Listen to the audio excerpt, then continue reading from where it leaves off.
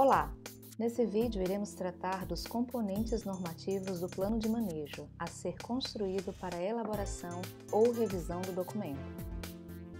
Os componentes normativos do plano de manejo estabelecem o zoneamento e suas normas e as normas gerais, que devem orientar o uso da unidade de conservação e o manejo dos recursos naturais. Também incluem os atos legais e administrativos que influenciam o ordenamento e uso da UC. No gráfico, as normas gerais, os atos legais e o zoneamento estão na base da nossa pirâmide, onde, junto com os componentes dinâmicos do documento, se dão de fato as ações de manejo para a conservação que buscam garantir a integridade dos recursos e valores fundamentais e, consequentemente, garantem a manutenção da significância e o propósito da unidade de conservação. Falemos primeiro do zoneamento. Prevista na Lei do Sistema Nacional de Unidades de Conservação da Natureza, o zoneamento constitui um instrumento de ordenamento territorial, pois diferencia espaços internos da UC de acordo com suas características e potencialidades de manejo. Essa diferenciação de espaços, com suas respectivas normas, permite harmonizar a realização de diferentes usos na mesma unidade. Por exemplo, algumas áreas de um parque nacional podem ter uma espécie de ave que seja ameaçada de extinção, que justifique que no local tenha o mínimo de intervenção humana. Por outro lado, no mesmo parque, existem áreas com grande potencial para o desenvolvimento da visitação, onde permita maior alteração para a instalação de estruturas para o apoio aos visitantes.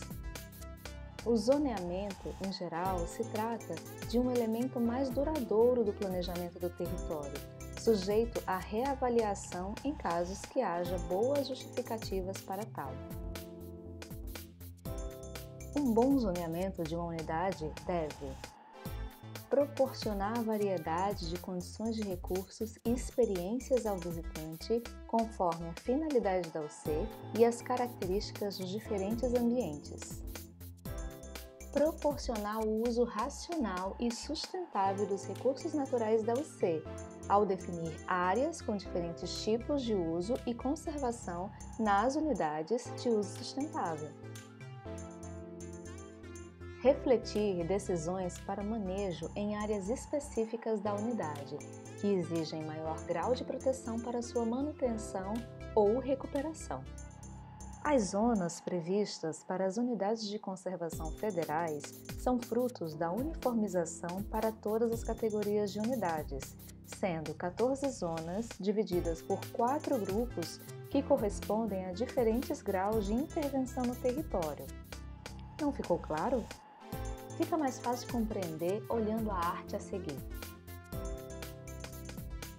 O primeiro grupo é formado pelas zonas com baixa ou sem intervenção humana na área. De acordo com a categoria da unidade e as necessidades de manejo, as zonas podem ser de preservação, conservação e uso restrito. O segundo grupo é formado pelas zonas de média intervenção, onde o uso direto dos recursos já começa a ser admitido. Elas podem ser a zona de uso moderado, uso comunitário e manejo florestal. O terceiro grupo é formado pelas zonas de alta intervenção, onde as áreas em geral já estão bastante alteradas. O uso direto é permitido e medidas de manejo são necessárias para minimizar seus impactos. Elas podem ser zona de infraestrutura, populacional, produção e urbano-industrial. O quarto grupo é formado pelas zonas com usos diferenciados, que busca contemplar as áreas sobrepostas com outros territórios, onde há empreendimentos de interesse social e necessidade pública, áreas degradadas e com presença humana incompatível com a categoria de manejo.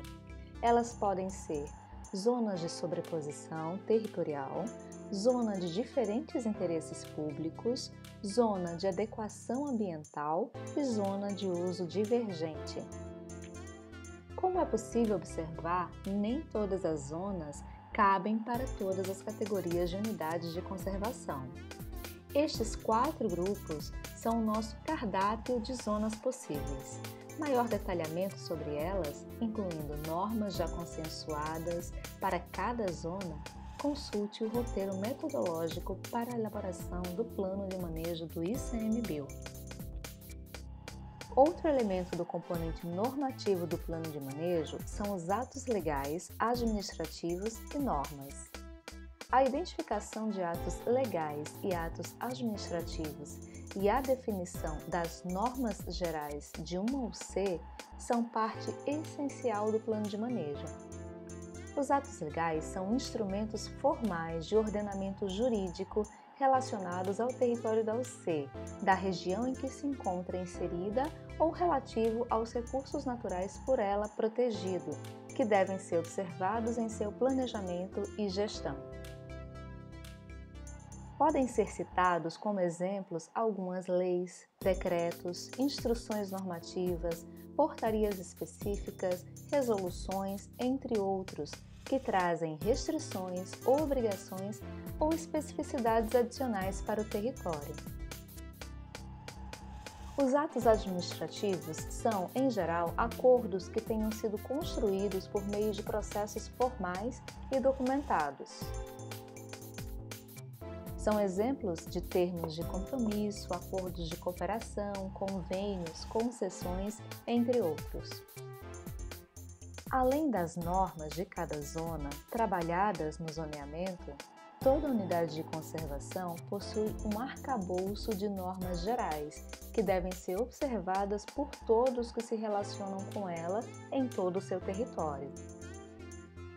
As normas gerais são princípios e regras abrangentes sobre o uso da área e o manejo dos recursos naturais, estabelecidas como fundamento nos objetivos gerais da categoria e nos objetivos da criação da unidade de conservação. Dada a diversidade de temas relacionados à gestão de uma área protegida, as normas gerais poderão ser elaboradas segundo temas específicos: visitação, pesquisa, infraestrutura, realização de eventos, entre outros, visando facilitar o seu entendimento e sua utilização por parte dos gestores e usuários da UC.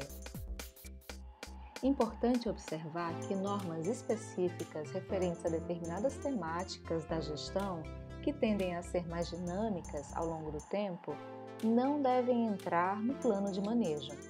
Elas poderão ser reguladas no planejamento específico ou em outro ato legal. Agora, que tal construirmos os componentes normativos do plano de manejo no qual estamos trabalhando? Esperamos que tenham ficado claros todos esses conceitos e um bom trabalho!